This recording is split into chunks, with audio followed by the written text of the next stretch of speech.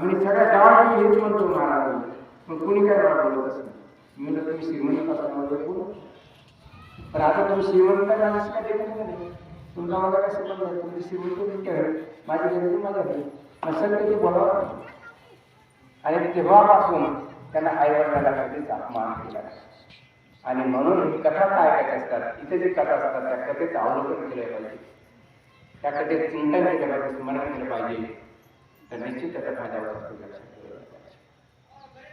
आणि त्याच्यानंतर कुठपर्यंत आपण आला होता, सुंदर लागला. कारण तुम्ही सांगणार कुठून विचाराला सगळे गप्पीत असतील. अप्सरा आली होती आणि या बरोबर जलबल सुरू झाले इथपर्यंत आला.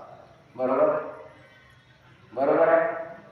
आई एवढं तरी बोलणार का दुसरं होतं काय? सांगा ना, हो किंवा नाही? हो किंवा नाही? जोपर्यंत म्हणत नाही तोपर्यंत ते जात नाही. एखादं मागे चुकू शकतात. इथपर्यंत आलं होतं का नाही? काय आणि मग सांगितलं अक्षरांना की तुम्ही दोघांमध्ये युद्ध सुरू करा, मुष्टियुद्ध सुरू करा आणि हे तुम्ही करून मारा. मग त्यांचं 21 दिवस युद्ध सुरू आहे. किती दिवस? रात्रंदिवस. ताकदवान होते ना तुम्ही, रात्री काय चालत. 21 दिवस युद्ध झाल्यानंतर 21 दिवसानंतर दोघांचाही मृत्यू झाला. कुठं दिली अक्षराचं कामगिरी झालं. अक्षराने मुली त्याच्यातून तुम्ही काय शिकता तेवढं काय शिकला तेवढं सांगा. तुम्ही किती बलाढ्य असा, किती आमपणा करा,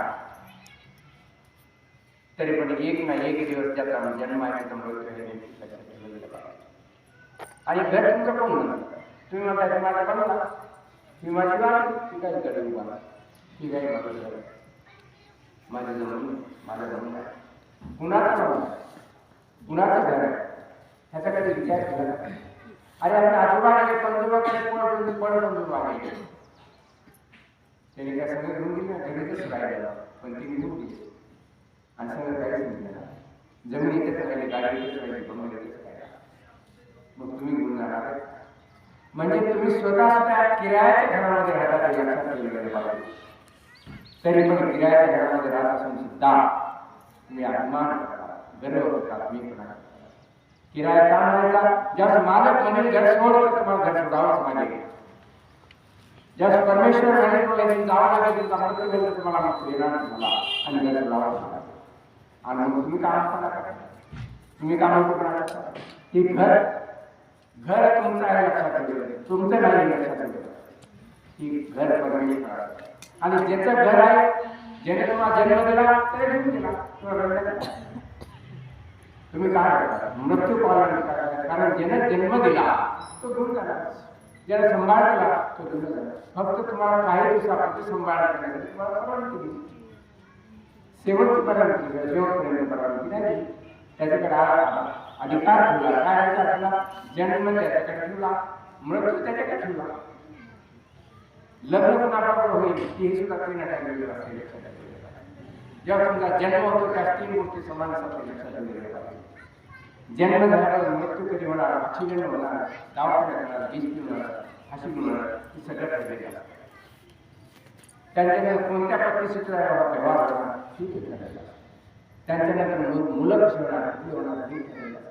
कारण देव स्वतः काही करीत नाही, तुमच्या प्रारब्धानुसार ते येतं तुमच्याकडे लक्षात ठेवलेलं. आणि म्हणून तुमचं प्रारब्ध चांगलं असेल, तुम्ही चांगलं बघत असेल तर निश्चित तुमचा स्वतः चांगला जातो. आणि त्या काळात देव प्रसन्न होत असतील मला मान्य आहे, आणि आता फायदा निश्चित मला होत असतील. आणि म्हणून ही जी कथा ऐकायची असतात, ही प्रवचन ऐकायची असतील, कीर्तन ऐकायचं असेल, जे काय असेल त्याचं स्मरण केलं पाहिजे, चिंतन केलं पाहिजे. राम चांगले होते ठीक आहे, कोण म्हणलं राम म्हणजे सगळ्यात राम चांगले, पण त्याचं आपण अवलोकन करतात का? त्यामुळे वाजण्याचा प्रयत्न करतात का? त्याचा एखादा शब्द घेतात का? रामाचे पुतळे पाळले जातात, त्याचं दर्शन घेतलं पाहिजे. आणि रावणाचे पुतळे जाळले जातात का?